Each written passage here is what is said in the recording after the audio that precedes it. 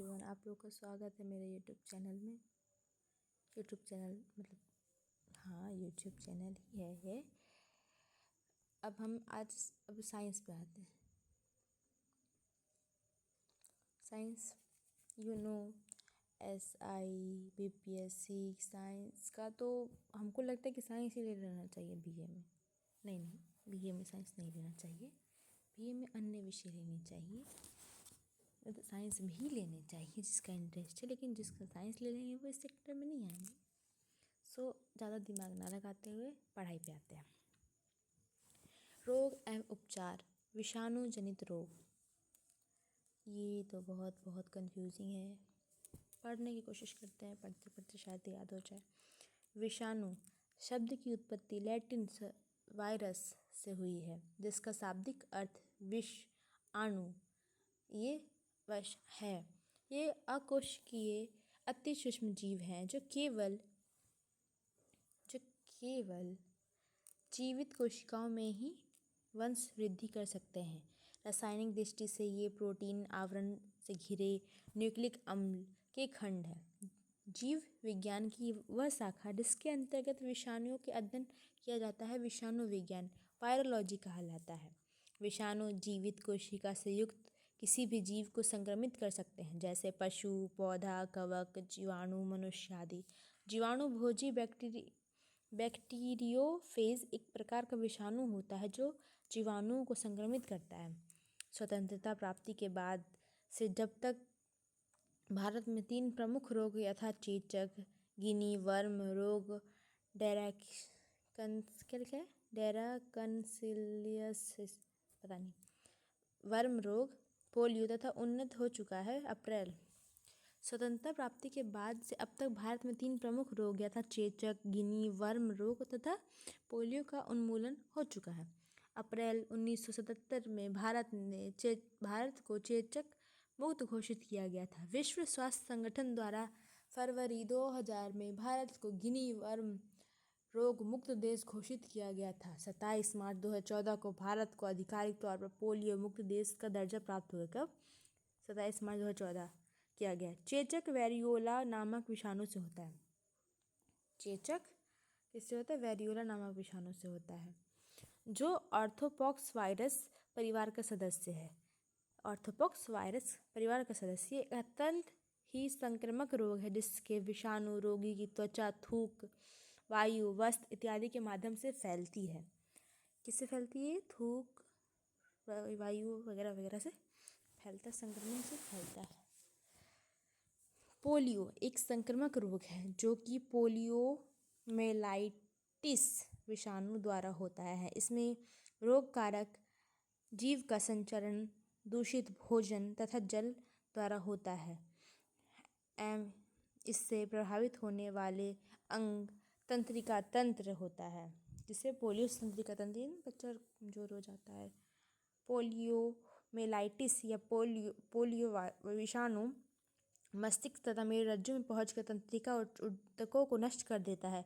परिणाम स्वरूप मस्तिष्क पेशियों को कार्य करने का जो निर्देश देता है उसे तंत्रिकाएं उन तक पहुंचाने में अक्षम हो जाती है और पक्षाघात पैरालिसिस हो जाता है। पोलियो के टीका पोलियो वैक्सीन की खोज सर्वप्रथम जोनास साल्क ने 1952 में की थी। बाद में अल्बर्ट साबिन ने ओरल पोलियो वैक्सीन विकसित किया, जो ओरल जो मुंह में देते हैं ना, ड्रॉप बच्चों को दिया जाता है, जो पोलियो रोग के रोकथाम में सहायक सिद्ध हुआ। पोलियो बच्चे में होने वाला एक घातक संक्रामक रोग है जिसमें ये विकलांग हो जाते हैं। भारत सरकार ने हाल ही में ओरल पोलियो वैक्सीन के स्थान पर देश में ट्राईवैलेंट वैक्सीन प्रयोग करने का निर्णय लिया है। ट्राईवैलेंट वैक्सीन में 3 प्रकार के पोलियो विषाणु टाइप 1, 2, 3 से लड़ने की क्षमता थी। चूँकि वर्ष 1999 के बाद विश्व में कहीं भी टाइप 2 विषाणु नहीं पाया गया, इसलिए अब यह वैक्सीन देना जरूरी नहीं रह गया। राइनोवायरस रोगाणु सामान्य जुकाम के लिए उत्तरदायी सबसे प्रमुख कारक है, जबकि कोरोना वायरस भी जुकाम के लिए उत्तरदायी एक प्रमुख कारक है। आपने देखा कोरोना 2019 में आया था। वर्ष 2019 में कोरोना वायरस के एक नवीनतम प्रकार नोवल कोरोना वायरस या सार्स कोव 2 2019 nCoV की खोज हुई, जो कि कोविड-19 नामक वैश्विक बीमारी का कारण है। कोरोना वायरस से संबंधित अन्य प्रमुख बीमारी है SARS severe acute respiratory syndrome, MERS Middle East respiratory syndrome. जुकाम एक संक्रामक रोग है जो छींक, वायु इत्यादि के माध्यम से फैलता है तथा इसमें रोगी को सिर दर्द, हल्का ज्वर एवं आँख व नाक से पानी गिरता है।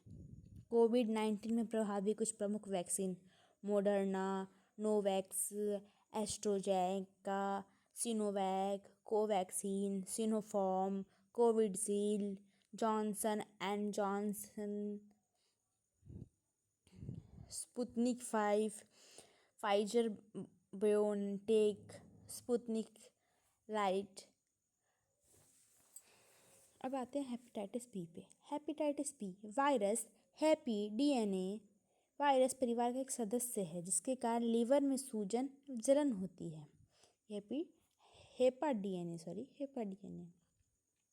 अब आते हैं मम्स या कंठमाला रोग, एक विषाणु जनित रोग है जिसे गलसुल्ला भी कहते हैं, गलफुल्ला कहते हैं हम लोग आप नॉर्मली।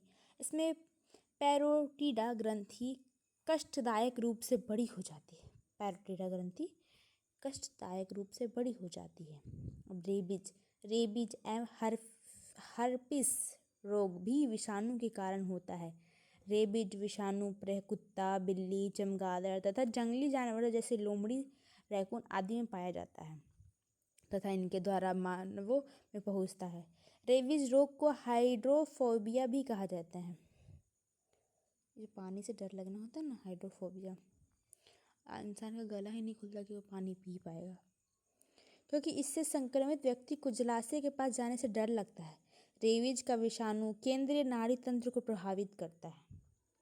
मेनिनजाइटिस वायरस, बैक्टीरिया तथा अन्य सूक्ष्म जीवों के संक्रमण से मस्तिष्क तथा मेरुरज्जु पर चढ़ी झिल्लियों में सूजन आ जाने से होने वाला रोग है मेनिनजाइटिस। डेंगू ज्वार में हड्डियों और ये सब मैं वायरस पढ़ा रही हूँ, ठीक है। डेंगू ज्वार में हड्डियों और जोड़ों में भयानक पीड़ा तथा तेज ज्वार होता है। इस रोग को हड्डी तोड़ ज्वार भी कहते हैं। यह एक प्रकार के विषाणु के संक्रमण से होता है जिसे एडीज एल्बोपिक्टस व क्यूलेक्स फैटिगेंस नामक मच्छर फैलाते हैं। डेंगू ज्वार से पीड़ित रोगी के रक्त में प्लेटलेट्स की संख्या बहुत कम हो जाती है। इसके लिए हमको पपीता खाने कहा जाता है। पपीता, चुकंदर नहीं, पपीता, कीवी वगैरह वगैरह आप लोग खाते होंगे। पित्त ज्वार या येलो फीवर एक संक्रामक रोग है। इस रोग का कारण एक सूक्ष्म विषाणु होता है जिसका संचार एडीज जाति के मच्छर द्वारा होता है। एडीज एल्बोपिक्टस, जिसे टाइगर मच्छर के नाम से भी जाना जाता है, पित्त ज्वार, डेंगू ज्वार तथा चिकनगुनिया जैसे रोगों के कारक विषाणु व वाहक होता है। जापानी इंसेफ्लाइटिस रोग का कारक फैलीवीराइडी कुल का विषाणु फैलेविरायरस होता है। इस विषाणु का वाहक क्यूलेक्स वंश के मच्छर, मुख्यतः क्यूलेक्स ट्राटिनियोरिक्स होते हैं। इस विषाणु से मानव व जंतु, मुख्यतः सूअर एवं जंगली पक्षी संक्रमित होते हैं। जापानी एन्सेफलाइटिस रोग में मानव मस्तिष्क प्रभावी होता है। सूअर को मानव रिहायशी क्षेत्र से दूर रखना इस रोग में उन्मूलन में सहायक है। एड्स एक विषाणु जनित जानलेवा रोग है। देखो मैं क्वेश्चन भी करवाऊंगी, लेकिन पहले आप थ्योरी तो पढ़ लो। और थ्योरी पढ़ लोगे तो ऐसा आप सुन भी लो ना, फ़ोन रख दो साइड में, सुन रहे हो, आराम से हो रहा है। एड्स एक विषाणु जनित जानलेवा रोग है। इसके लिए उत्तरदायी विषाणु रेट्रोवायरस समूह का है। यह रोग HIV द्वारा होता है। इसमें शरीर की रोग प्रतिरोधक क्षमता क्षीण हो जाती है। HIV के संक्रमण से शरीर की प्रतिरक्षा प्रणाली से संबंधित टी लिम्फोसाइट्स नामक श्वेत रक्त कोशिकाएं नष्ट हो जाती है, जिससे रोगी की कई प्रकार के संक्रामक रोग के कारण मृत्यु हो जाती है।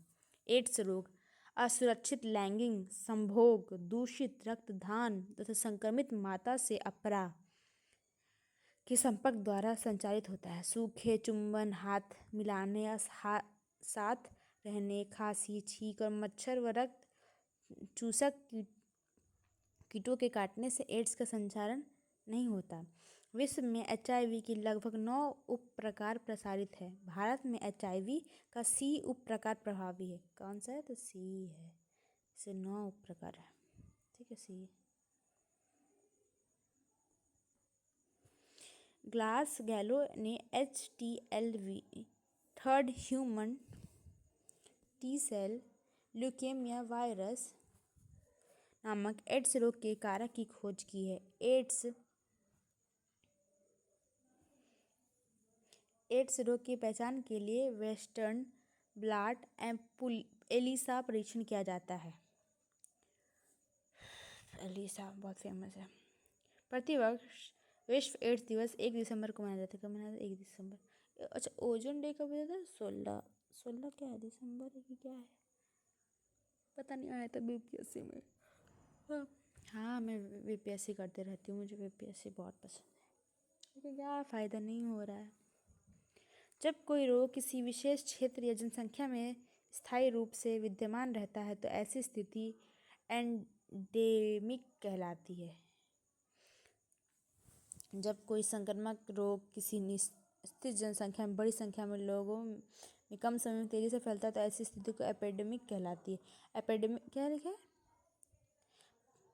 जब कोई रोग किसी विशेष क्षेत्र या जनसंख्या में स्थायी रूप से विद्यमान रहता है तो इसे एंडेमिक कहलाती है। जब कोई संक्रमण रोग किसी निश्चित जनसंख्या में बड़ी संख्या में लोगों में कम समय में तेजी से फैलती है तो ऐसी स्थिति एपिडेमिक कहलाती है। अच्छा, ये वाला जो है ना, ये उल्टा कर देता है। जैसे कि BPSC में 70 BPSC में शायद पूछा था ना, 70 में ही पूछा था, हाँ, कि टेम्परेचर वाला, कि लू का उल्टा कर दिया था और वो हॉट वाला उल्टा कर दिया था, 40 टेम्परेचर का। ठीक है, गर्मी का कुछ ऐसे ही था, याद पूरा नहीं याद है।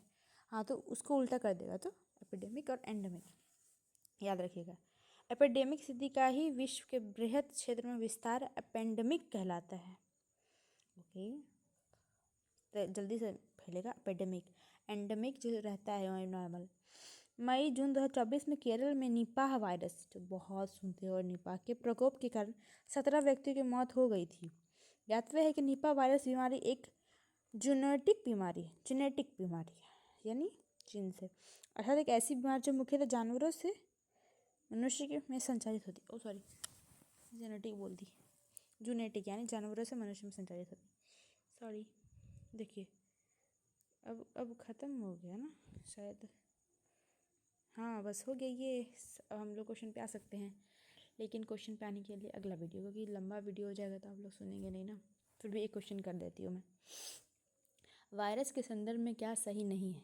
वायरस शब्द एक डच माइक्रोबायोलॉजिस्ट MW बेंजेरिक का दिया हुआ है। वायरस का न्यूक्लिक एसिड जीनोम, RNA तथा DNA आधारित हो सकता है। DNA आधारित वायरस अधिकांशतः सिंगल स्टैंडर्ड होता है। DNA आधारित वायरस की तुलना में अधिक आनुवंशिक परिवर्तन म्यूटेशन करता है। मुझे लग रहा है गलत है ये। हाँ, ये वाला C वाला सिंगल कैसे हो जाएगा? वायरस शब्द H